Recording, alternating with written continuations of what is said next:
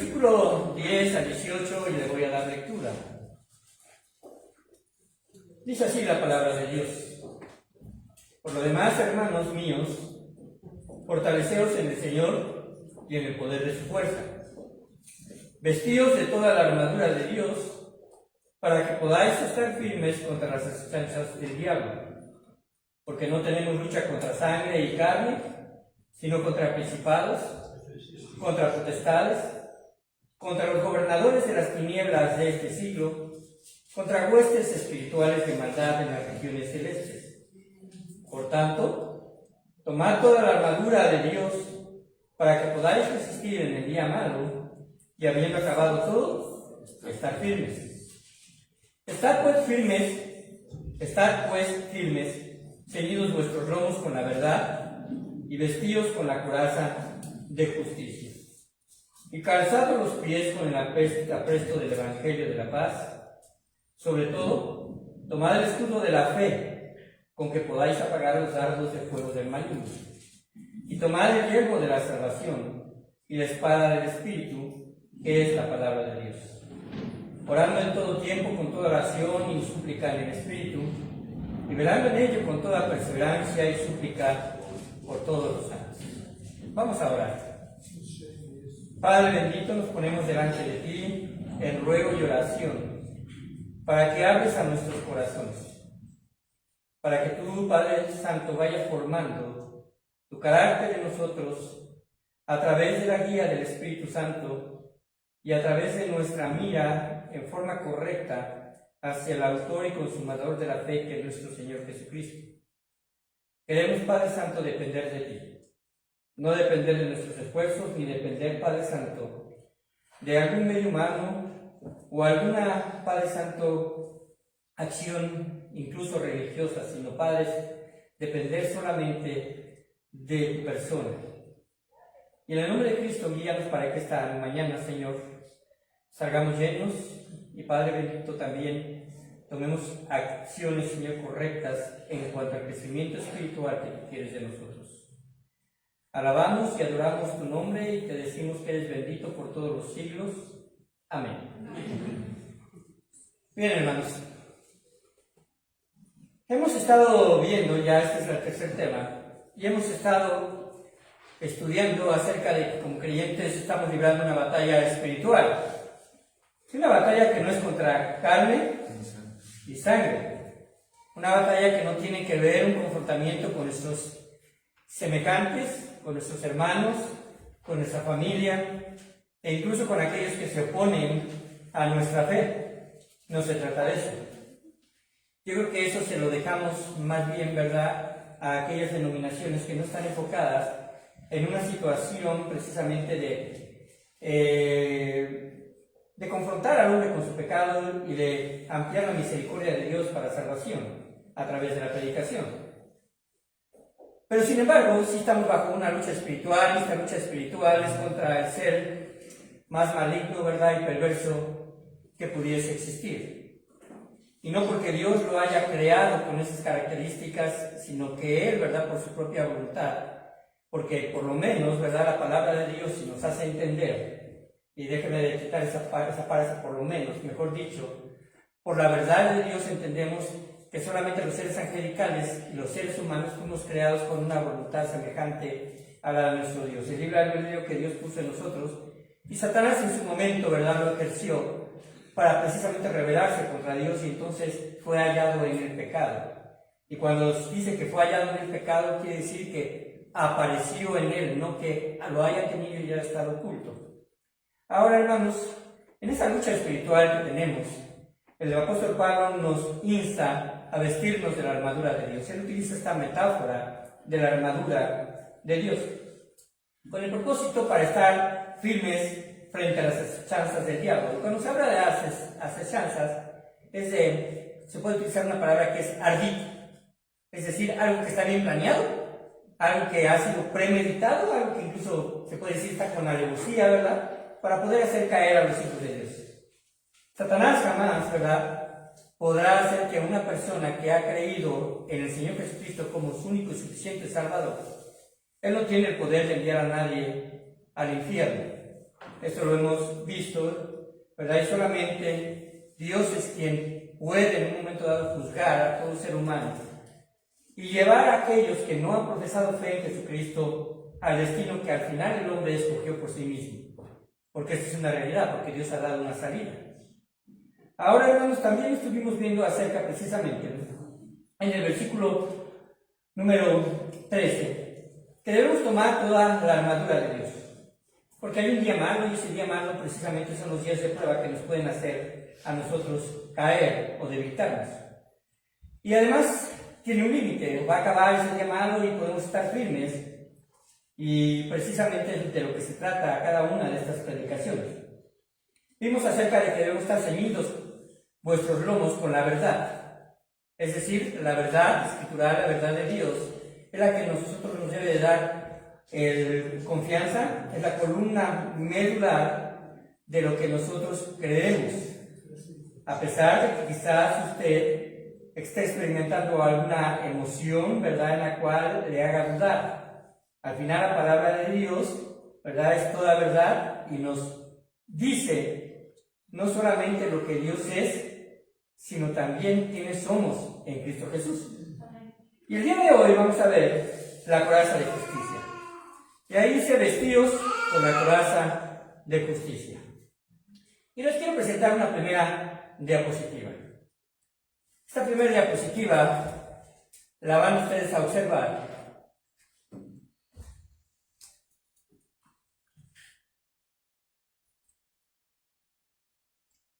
En tu mano izquierda hacia arriba dice presentación de diapositiva y dice el principio.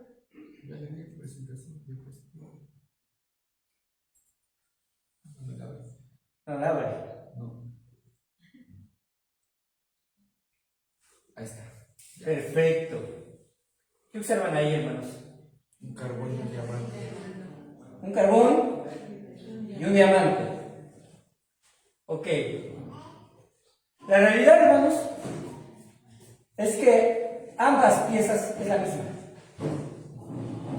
Es un diamante bruto y ese mismo diamante ya pulido. El que está a la izquierda es el diamante como se encuentra en su forma natural en la naturaleza.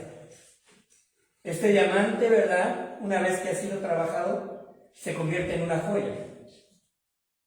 Ese diamante, en realidad, hermanos, no es una imagen, ¿verdad?, que se trate de dos elementos diferentes, es el mismo elemento.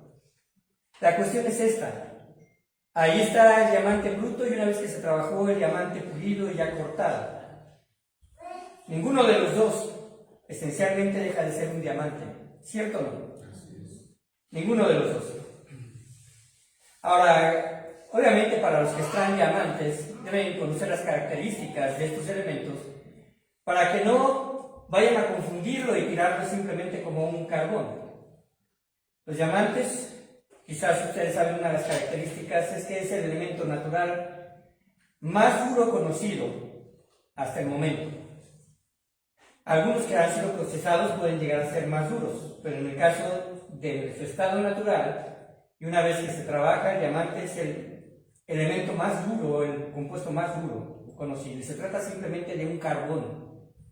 Parece irónico, ¿no? Porque nadie va a decir traigo en su anillo traigo un carbón, sino va a decir traigo un diamante.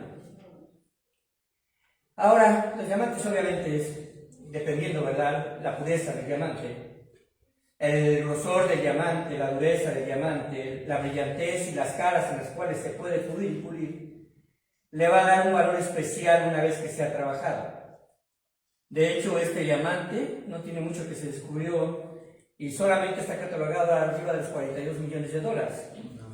Entonces pueden ustedes imaginar cuánto vale este diamante y únicamente está utilizado para exhibición. Ahora, ¿por qué pongo esto? Porque, hermanos, vamos a pensar acerca de las dudas que vienen a nuestra vida como cristianos.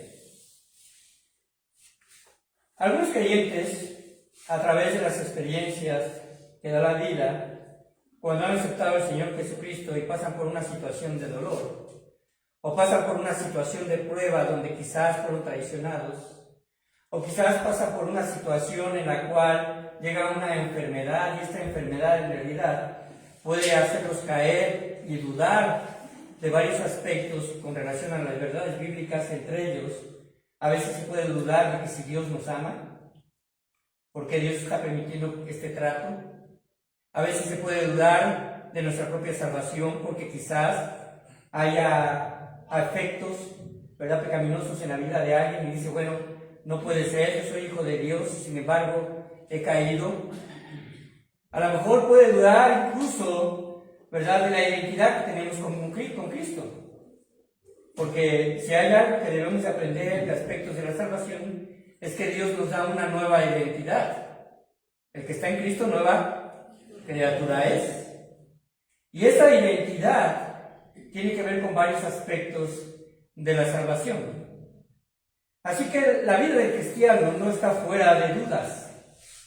La vida del cristiano no está fuera de pruebas y en realidad somos como un diamante, porque Dios nos ha rescatado y en primera instancia nuestra fe, ¿verdad?, puesta en la sangre de Cristo nos ha permitido tener esa posición.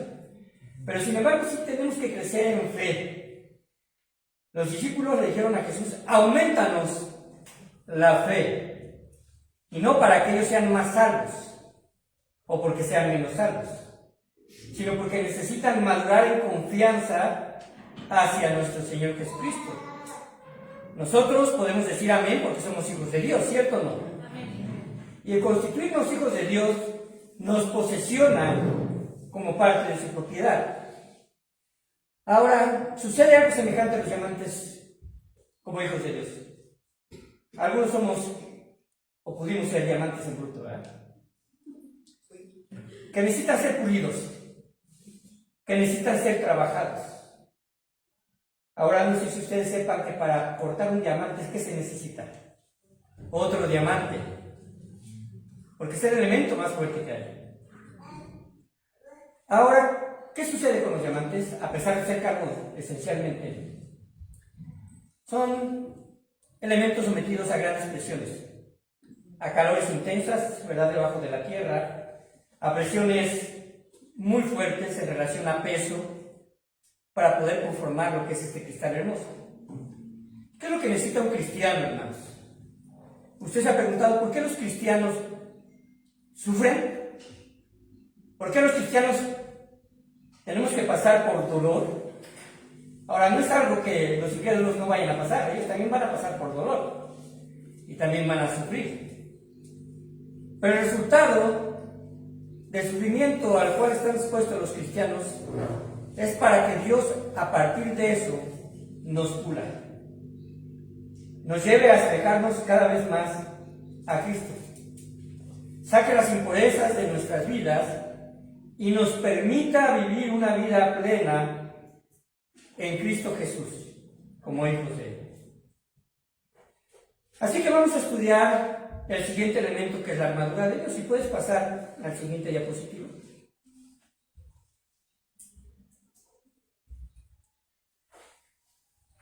Hablamos acerca del cinto de la verdad y ahora vamos a hablar acerca de la coraza de justicia. ¿Alcanzan a leer ustedes ahí? Si no, solamente escuchen. Dice: el apóstol Pablo enumeró varias piezas de armadura usadas por los soldados romanos de su época e hizo una analogía acerca de la armadura espiritual que los cristianos necesitamos. La coraza es la segunda pieza de la armadura y se le compara a la justicia. Vestidos con la coraza de justicia. Para identificarlo, la coraza es la parte frontal, la que está cubriendo todo el torso y parte de los hombros, pero también cubre la parte posterior, prácticamente hasta donde llega la cintura. Aquí vemos una coraza muy bonita, una coraza que incluso tiene relieve al frente. ¿Por qué? Porque las corazas romanas, hermanos, dependiendo del grado de los soldados, era también la hechura de la coraza. En algunos casos era de una sola pieza, el cual se forjaba con láminas de fierro fundido o con láminas de acero, que ya también se hacía este elemento, y se ponía en la parte frontal. Normalmente los generales, los capitanes de brigada tenían este tipo de coraza. El soldado común normalmente contaba con otro tipo de coraza que cubría exactamente las mismas áreas, pero era una serie de cueros que se unían entre sí para formar una coraza bastante gruesa y que las flechas o la espada no entrara de forma fácil. Los generales, ¿verdad?, utilizaban diferentes corazas. Cuando había victoria traían un sello al frente y estampado, ¿verdad?, en relieve acerca del Imperio Romano. Entonces, por lo menos podemos ver que las corazas diferían a lo mejor en diseño, pero no en función. ¿Cuál es la función? Proteger al soldado en guerra. Ahora hay que puntualizar que ninguno de los elementos, lo vamos a dejar ahí por si lo quieren ver, pero con atención, ¿verdad? Con respecto a esto ya no hay otra diapositiva. Ninguno de los elementos de la armadura de Dios que se habla en Efesios capítulo número 6 es más importante que el otro. Es muy difícil decir que el cinto de la verdad sea más importante que la coraza, o que el yelmo, o que el calzado. No hay uno más importante que el otro, ni el propósito de Pablo es enumerar el sentido de importancia, cuál tiene más relevancia que el otro, porque todos son relevantes. Y la armadura estaría incompleta si faltara alguno de estos elementos. Así que, hermanos, recuerden que esta carta está escrita a creyentes y que más adelante, hermanos, en el libro de Apocalipsis, que ya hemos estudiado acerca de las iglesias, la primera carta que está dirigida es a la iglesia de Éfeso, ¿verdad? Ahí cuando habla al ángel de la iglesia de Éfeso y empieza a escribir estas cosas. Y esta carta, ¿verdad?, donde aparecen los elementos de la armadura de Dios, también es la carta a los Efesios, que también está dada por Pablo, aquí en este caso por Pablo y en el otro caso por Juan el apóstol. Pero lo que sucede allá precisamente es que hay una recriminación bastante importante que Dios hace a la iglesia en Apocalipsis y le dice: has olvidado tu primer amor. Has olvidado tu primer amor. Cuando ya Juan está escribiendo esto, ¿verdad?, por revelación del Espíritu Santo, ya Pablo había escrito varios años atrás, por lo menos 2 décadas atrás, 2 o 3 décadas atrás, la carta a los Efesios, en donde está hablando acerca de la armadura de Dios. ¿Qué podemos pensar un poco acerca de esto cuando llega a la conclusión de Juan, de que, no la conclusión, la revelación que se le dio a Juan, de que ha perdido su primer amor, que quizás la iglesia no hizo caso, ¿verdad?, con respecto a armarse con la armadura de Dios ante las acechanzas del diablo? Ahora, cabe la pregunta: ¿habrá cristianos que han perdido la brújula en su vida? En donde quizás, ¿verdad?, un tiempo y quizás incluso por años han sido de testimonio, han participado, han crecido en la palabra de Dios, pero llega algo en su vida que definitivamente no es que haya sido más fuerte que su fe, sino quizás un descuido, y esa debilidad se generó por una situación, ¿verdad?, que nosotros incluso a veces podemos propiciar, y perdieron la brújula en su vida y han considerado ahora más amar el mundo, las delicias del pecado o la vanagloria de la vida en lugar de Dios. Claro que existe esto. Entonces existe otra pregunta: ¿cuál es la motivación esencial para tener una vida de victoria? ¿Cuál es la motivación esencial para tener una vida de victoria? Y creo que al final de la aplicación estaremos ya contestando esa pregunta. Pablo echa mano de la armadura romana para ejemplificar, a llevarnos una realidad en la vida del creyente. Como lo dije, estamos en una batalla espiritual. Ahora, esta batalla espiritual, hermanos, es una batalla diaria, en la que las huestes espirituales de maldad están dispuestas a no descansar hasta ver a los hijos de Dios derrotados, débiles o caídos. Y esto pasa por una simple razón: que puede haber un descuido, ¿verdad? En realidad, ¿verdad?, las enfermedades, dicen que las enfermedades son oportunistas. A veces porque no nos cuidamos de taparnos, el evitar los cambios de temperatura, y decimos: bueno, no va a pasar nada, y de repente ya vemos que sí pasó, ¿cierto o no? Y lo mismo puede suceder con cualquier tipo de enfermedad de índole infecciosa. Ya las hereditarias o aquellas que surgen, que incluso los médicos desconocen, ¿verdad?, la fuente, bueno, ya sería otra cosa. Pero hay muchas cosas que podemos evitar. Así que si hemos de hacer énfasis, hermanos, es que debemos de vestirnos de toda la armadura de Dios y no solamente de una parte. No sirve de mucho estar medio protegidos contra un enemigo que conoce nuestra vulnerabilidad. Ningún soldado romano entraría a batalla sin coraza, porque en realidad, hermanos, es una resistente pieza de armadura que puede tener una pequeña porción de mangas, o a veces también eran sin mangas, pero cubría el torso.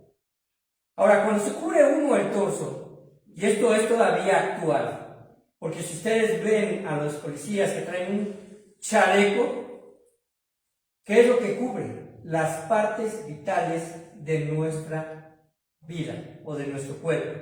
El corazón, los pulmones, los riñones, el estómago, todo lo que pertenece al tórax. Una persona puede vivir sin piernas, sin lugar a dudas. Sin brazos, también, pero no puede vivir sin torso. Y obviamente sin cabeza, ya que estamos viendo acerca precisamente del casco, ¿verdad? El yelmo. Hermanos, esto precisamente es lo que nos da a nosotros pauta para saber que la coraza, ¿verdad?, protege el corazón y los órganos vitales. Los cristianos en ocasiones nos hemos olvidado de identificar a nuestro enemigo, el diablo, porque sus ataques, hermanos, van a ser frontales y directos. Él va a querer atacar a las partes vitales de nuestra vida. Y actualmente su influencia de Satanás está limitada por Dios. Allá en Job podemos ver, ¿verdad?, que se acerca a Satanás, ¿verdad?, y el mismo Dios le dice: ¿acaso no has considerado a mi siervo Job, un varón íntegro? Y además dice la palabra justo, y vamos a entrar también a este tema, ¿verdad?, con respecto a esto. Y entonces Satanás, ¿verdad?, simplemente le dice: bueno, lo que pasa es que tú lo has cubierto de muchos bienes. Esta situación no fue una situación de manipuleo hacia Dios. Dios no puede ser manipulado, ni puede ser tampoco tentado. Fue algo que fue escrito y revelado y que sucedió de forma real, por ejemplo, a nosotros, de que como seres humanos, en dependencia de Cristo, la integridad puede ser cuidada y que nuestra identidad está asegurada. Porque cuando Dios habla de Job como justo, es porque era una persona que le pertenecía, una persona que tenía puesta la fe en Dios, el Dios que conocía en ese momento y con la experiencia que él había adquirido. Tanto así que le dice a su esposa, ¿verdad?, habremos de recibir de Dios solamente el bien, y el mal no lo recibiremos. Y tales palabras, ¿verdad?, la palabra de Dios simplemente dice: bueno, no atribuyó a Dios despropósito alguno. Ahora entendamos esto, hermanos. Para el cristiano cada prueba tiene un propósito. Cada aflicción tiene un propósito.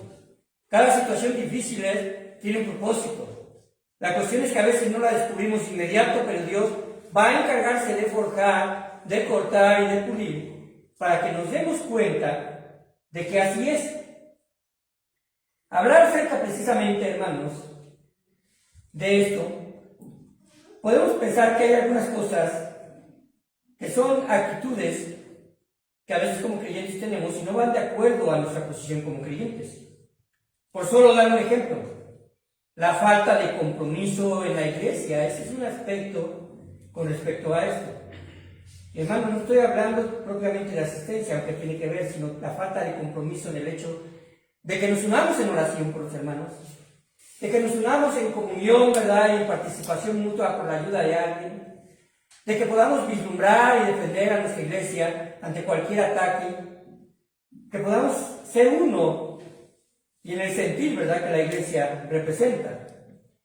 También podemos pensar precisamente con respecto a la poca importancia de predicar el mensaje de salvación cuando se tiene la oportunidad.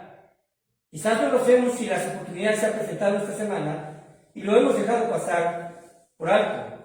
Los actos de ayuda y misericordia hacia sus semejantes, pero sobre todo, hermanos, algo que afecta a la vida de un creyente es una devoción debilitada por falta de oración y comunión diaria a través de la Biblia con el Señor.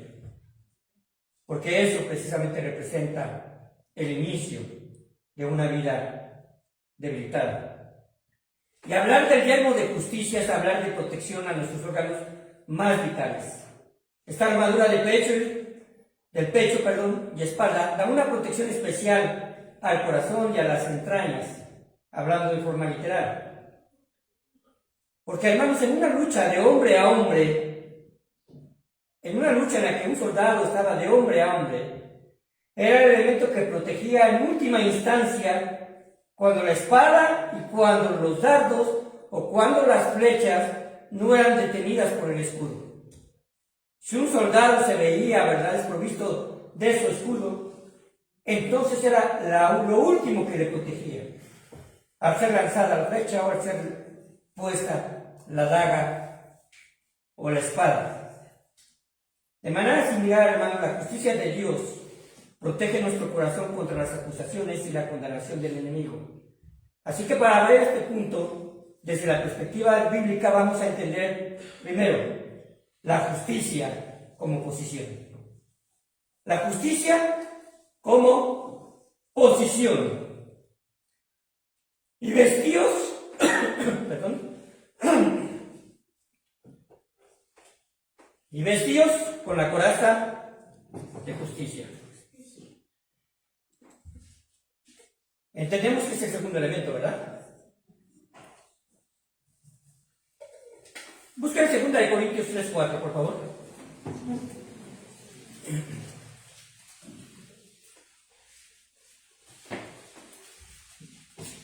Segunda a los Corintios, capítulo 3, versículo número 4.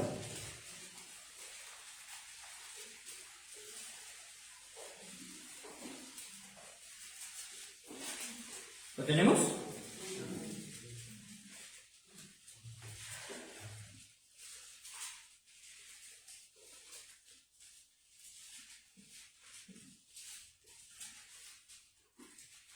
Pero hermanos, déjame ver si me equivoqué. Déjame examinar. Si no la tengo correcta, ustedes conocen la cita, esto lo rectificaremos. Pero dice así: porque las armas de nuestra milicia no son carnales, sino poderosas en Dios por la destrucción de fortalezas. ¿Cuál? 10:3. Segunda de Corintios 10:3.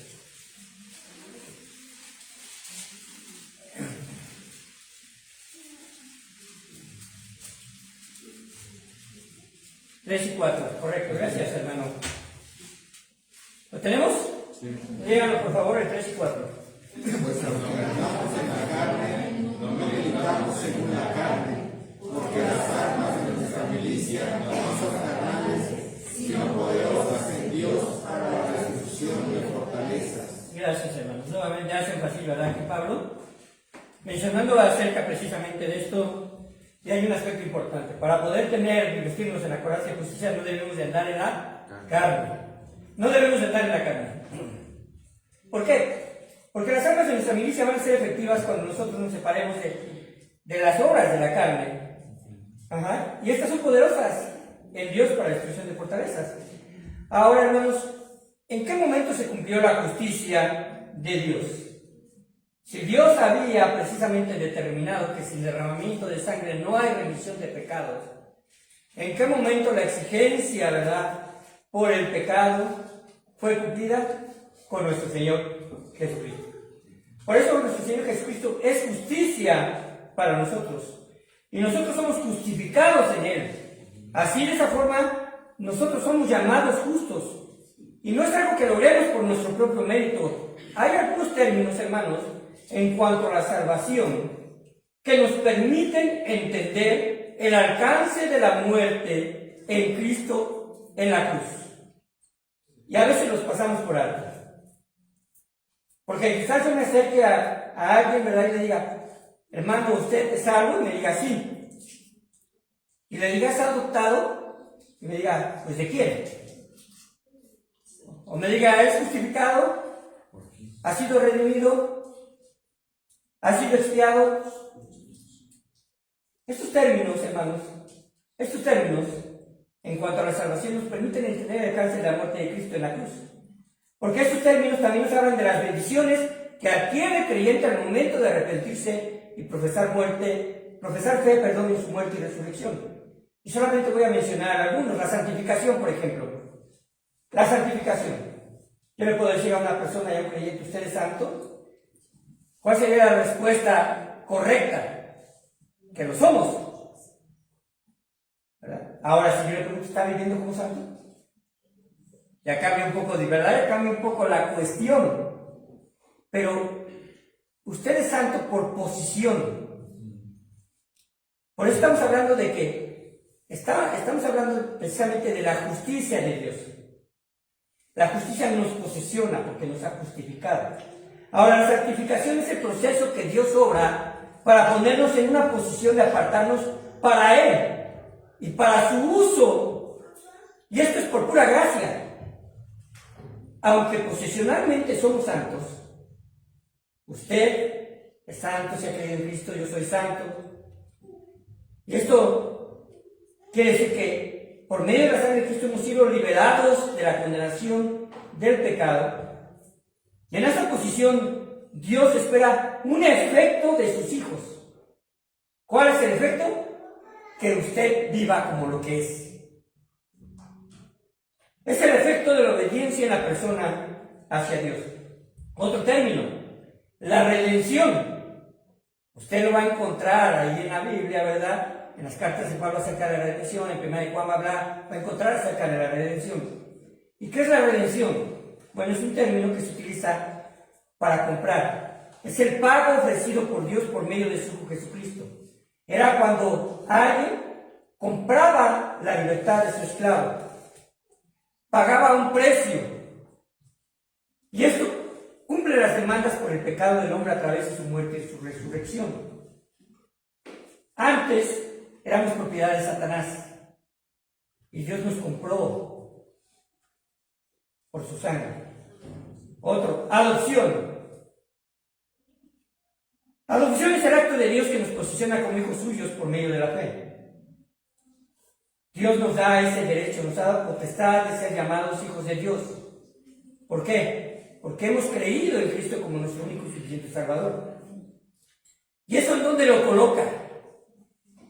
¿En qué grupo lo coloca? En la familia de Dios. Regeneración. Es el acto de Dios que permite al cristiano vivir bajo una nueva naturaleza. ¿El que está en Cristo? Nueva criatura es. ¿Recuerdan qué le dijo a Nicodemo? ¿Te es necesario? Nacer de nuevo. Y Nicodemo contesta, ¿cómo un hombre siendo viejo puede entrar al vientre de su madre y nacer por segunda vez? Lo que es nacido de la carne, carne es, pero lo que es nacido del Espíritu, Espíritu es. Por eso Jesús le dice, te es necesario nacer nuevo. El nacimiento espiritual es una regeneración y nos da una naturaleza diferente. La cuestión es que a veces no tomamos conciencia de la posición que tenemos como una nueva naturaleza. Piensen en este diamante que teníamos ahí. Ese diamante, una vez pulido, una vez cortado, ya no puede ser reversible que vuelva a la misma forma como cuando se encontró. No hay técnica que pueda hacer que ese diamante vuelva a tener esas mismas impurezas, esa misma cubierta sucia, ese mismo aspecto que para cualquier persona solamente representaría una roca más. Para nosotros, ¿verdad? Dios quiere que comprendamos que estamos en una posición. Justificación. Estamos viendo la coraza de justicia. Es el acto de Dios de pronunciarnos justos delante de Él por el acto de justicia obrado por Jesús en la cruz. ¿Qué es esto, hermanos? Es Jesucristo, estando en la cruz, haber tomado nuestro lugar y decirle a su Padre, Señor, el pago ya está obrado. No puedes culpar a Juan, no puedes culpar a nadie, ¿verdad?, que haya sido creyente por medio de la fe en esa sangre preciosa, y culparlo por una pena que ya se pagó. Pero necesita la gente apropiarse de eso. La salvación, este aspecto de la salvación tiene que ver con la sustitución. Cristo pagó por nosotros. Por la propiciación. Su sangre fue derramada en el lugar santísimo, así como se hacía, ¿verdad?, en el templo, así como se hacía en el tabernáculo, en el propiciatorio. Pero el punto es que todos ellos, todos estos elementos nos hablan de las bendiciones espirituales que contamos como creyentes, y que el no actuar en conformidad a lo que Él hizo por nosotros, no cabe otra palabra que no sea, ¿verdad?, ingratitud. Si no actuamos, no estamos siendo agradecidos. En otras palabras, Pablo nos dice, si vivimos en una vida justificada por Cristo y entendemos esto, el enemigo no podrá debilitarnos en cuanto a nuestra posesión, porque lo que el enemigo está intentando decirte es que, ¿sabes qué? Realmente no fuiste salvo. ¿Sabes qué? Realmente Dios no te ama. ¿Sabes qué? Dios te trata injustamente y te somete a pruebas duras. Pero cuando estamos seguros de que hemos sido justificados y tenemos esa coraza, las partes vitales de nuestra espiritualidad se mantendrán firmes y constantes. Punto 2. Lo que no es la coraza de justicia. Lo que no es la coraza de justicia, ya tocamos un poquito acerca de esto. No es algo que podamos hacer por nosotros mismos. Simple y llanamente, no es algo que nosotros podamos hacer por nosotros mismos. No podemos ser justos por nuestros propios méritos. Lucas 18, 9 al 14.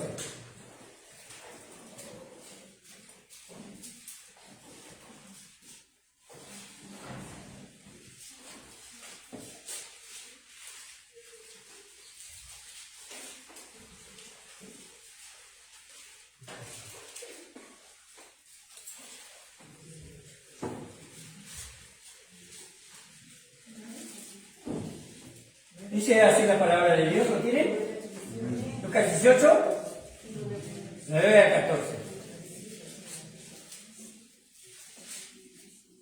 Tienen, hermano, lo voy a dar lectura. Y observen cómo comienza en el versículo 19, perdón. A unos que confiaban en qué? En sí mismo. En sí mismo. ¿Usted conoce gente que confía en sí mismo? Claro que sí, ¿verdad? Tan cercanos. Es lo que dice el mundo. Cree en sí mismo. Uno mismo, ¿verdad? Uno mismo confía en sí mismo. Pero aquí dice que confían en sí mismo como justos. Es decir, como quienes quienes son aceptos delante de Dios. A unos que confiaban en sí mismos como justos y menospreciaban a los otros, dijo también esta parábola. 2 hombres subieron al templo a orar. Uno era fariseo y el otro publicano. El fariseo, puesto en pie, oraba consigo mismo de esta manera: Dios, te doy gracias porque no soy como los otros hombres, ladrones, injustos, adúlteros, ni aun como este publicano. Ayuno 2 veces a la semana, doy diezmos de todo lo que gano. Yo digo, bueno, se ve recto la situación, ¿verdad? Muy presuncioso. Dice así: mas el publicano, estando lejos, no quería ni aun alzar los ojos al cielo, sino que se golpeaba el pecho, diciendo: Dios, sé propicio a mí, pecador. Sé propicio a mí, pecador. Os digo que este descendió a su casa justificado antes que el otro, porque cualquiera que se enaltece será humillado, y el que se humille será enaltecido. Como pueden observar, hermanos, esta parábola, esta historia, puede ser que alguien quiere justificarse por sus propios méritos, por sus propios recursos, y piensa que está bien delante de Dios. Puede parecer muy meritorio, hermanos, delante de los hombres, que una persona viva una vida religiosa, ¿no? Y podemos decir hasta a lo mejor de ejemplo. Pero si su corazón está alineado con Dios, en humildad, en dependencia, en oración, en obediencia, en realidad lo único que está haciendo es superficial y cubriendo, ¿verdad?, lo que no es. Así que, hermanos, un aspecto de la coraza de justicia tiene que ver con la humildad. Debemos reconocer nuestra dependencia de Dios, de que su justicia nos ha librado de la condenación del pecado. Y cada vez que se pueda decir esto, podemos decir amén, hermanos, porque su justicia fue la que nos liberó del pecado. Un pecado que nos puede condenar y que está a la vuelta de la esquina, porque ni usted ni yo sabemos cuándo habremos de morir. Pero por la seguridad que Dios nos da de nuestra salvación, si sea en este momento, estaremos con el Señor. Sea mañana, sea pasado mañana. Las situaciones que podemos ver nosotros y notar, por ejemplo, en el malhechor que estaba junto a la cruz, aquel que decía, acuérdate de mí cuando vengas en tu reino, que no tuvo oportunidad de ser un religioso, que no tuvo oportunidad de presentar y delante de, quizás, ¿verdad?, de una sinagoga o presentar ofrendas, simplemente confió y puso su fe en él. La humildad que le llevó a reconocer que quien estaba muriendo ahí, ¿verdad?, y que iba a estar en un punto en el cual tendría que descender a la tumba y después de resucitar, tendría el poder para resucitarlo también a él. Hermanos, los dardos de fuego del maligno quieren apuntar a nuestro corazón y acusarnos que no somos dignos de llamarnos cristianos. Estos dardos quieren afectar nuestra mente al hacernos pensar que nunca podremos ser mejores, que podemos conformarnos a una vida, ¿verdad?, simplemente de inestabilidad espiritual. Un aspecto importante, hermanos, es que debemos pensar que la palabra de Dios debe afectar nuestra mente y debemos llevarnos a que el día de mañana seamos el testimonio más claro y más justo delante de Dios. Olvídese, en cierta forma, ¿verdad?, de su pasado. Yo sé que a veces hay algunas cosas que tenemos precisamente que arreglar de ese pasado. Como lo hizo Zaqueo, ¿verdad? Si acaso he defraudado a alguno, pues voy a concluir eso. Pero hermanos, eso no es un obstáculo para poder afectar nuestra mente de forma positiva a través precisamente del Espíritu Santo. Un aspecto importante, hermanos, de la batalla que libramos se da en nuestra mente. Debemos de renovarnos en nuestra mente, según dice Romanos capítulo 12, versículo 2. Porque en la mente convirgen nuestras culpas y afectan nuestro centro de nuestras emociones. Así lo consideraban, ¿verdad?, los judíos. Cuando ellos hablan acerca del corazón, de amar a Dios con todo nuestro corazón, está hablando acerca del centro de nuestras emociones. Pero los pensamientos afectan nuestras emociones. Si usted se siente triste, se siente mal emocionalmente y también hasta físicamente. Igualmente cuando se siente alegre. Punto número 3. Lo que sí es la coraza de justicia. La Biblia nos dice que cuando nos convertimos en creyentes en Cristo, su justicia se acredita a nuestro favor y somos declarados justos delante de Dios.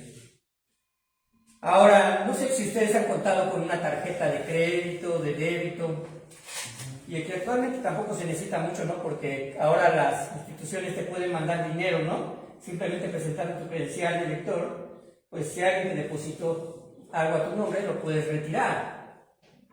Pero no siempre ese dinero que se deposita a tu cuenta es porque te lo ganaste.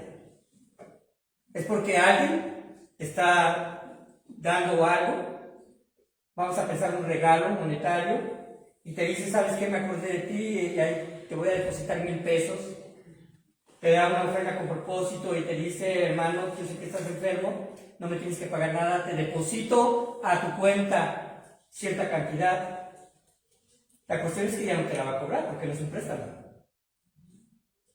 La justicia de Dios, hermanos, fue algo que Dios depositó en nuestra cuenta y no se la tenemos que pagar. Fue una situación de gracia.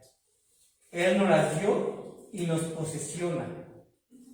Y Él está depositando en nuestra cuenta como pago definitivo por nuestros pecados y nuestra naturaleza pecaminosa. Su justicia se acredita a nuestro favor. Dice la palabra de Dios en 1 Corintios 1:30. Vayamos a 1 Corintios 1:30.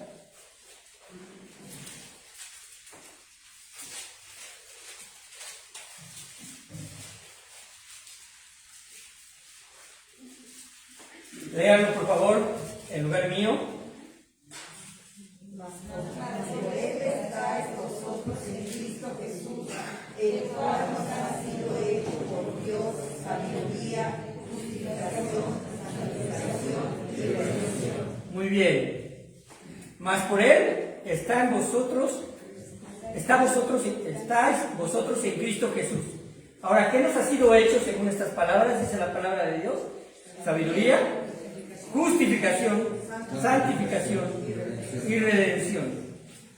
¿Por qué? ¿Para qué? Como está escrito, el que se gloríese en el Señor. No tiene usted por qué gloriarse. Él porque imputó su justicia a nosotros. Ajá. Él nos justificó. Él tomó todo nuestro pecado sobre sí mismo. Él se hizo pecado por nosotros. Él nos imputó su justicia y por lo tanto Dios perdona nuestros pecados. Solo cuando el hombre está dispuesto a arrepentirse y aceptar ese sacrificio. El término teológico que describe nuestra justicia en Cristo es imputación. Nosotros hemos sido declarados justos. Es decir, no va a declararnos culpables porque el pago ya fue hecho en la cruz. Al que no conoció pecado, por nosotros lo hizo pecado, para que nosotros fuésemos hecho justicia de Dios en él. Eso dice en 2 Corintios 5:21. Podríamos llamar esto, hermanos, un gran intercambio a nuestro favor. A nuestro favor. Si a usted cuenta con pobreza, ¿verdad? O quizás piense un poco en esto, que su casa, ¿verdad?, no cuente con las cuestiones necesarias y lo que tiene ahí, ¿verdad?, simplemente es basura. Y no lo estoy diciendo de una forma, ¿verdad?, en la cual trate de ofender a nadie, pero piense en esto porque es nuestra propia vida. Cuando estamos sin Cristo tenemos basura en nuestras vidas y Dios quiere quitar esa basura, limpiarnos y permitir que el Espíritu Santo, puro, precioso y santo, entre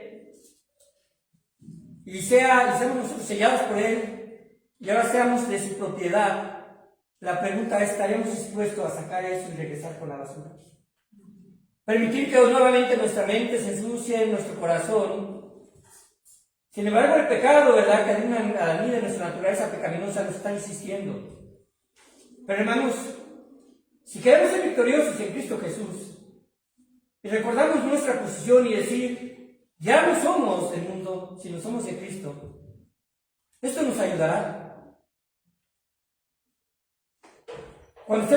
Es como cuando usted transfiere un dinero a alguien que no se lo ha ganado. Es parte de la gracia. Una de las grandes tácticas de Satanás es atacar nuestros corazones con acusaciones falsas. Y en Romanos 8:33 dice, ¿quién acusará a los escogidos de Dios? Porque Dios es el que justifica. Algunas corazas, como lo mencioné, los romanos tenían plasmadas al frente una insignia romana y en algunos casos el cargo que ostentaba el militar. Y así también las de los soldados, aunque quizás, ¿verdad?, eran de diferente calidad, pero lo protegían precisamente sus cuerpos. Tenían el mismo propósito de no ser heridos. Estoy por terminar, hermanos. Ahora piense un poco en esto. Si usted día a día se levantara, orara, clamara a Dios y le dijera, Señor, protégeme en este día de las acechanzas del diablo. Porque a veces lo primero que llevamos son nuestras necesidades a Dios. La necesidad de conservar un trabajo, la necesidad de protección, la necesidad por alguien que esté enfermo, y es válido. Pero si pensamos en nosotros mismos, y Señor, protégeme de las acechanzas del diablo. Permite que la coraza de justicia el día de hoy esté puesto frente a mi pecho y detrás de mis pulmones. Que esa coraza, ¿verdad?, nos dé a nosotros la seguridad de que yo soy de Cristo. Y ante cada tentación yo pueda decirle, yo soy de Cristo, a Satanás y a mi mente.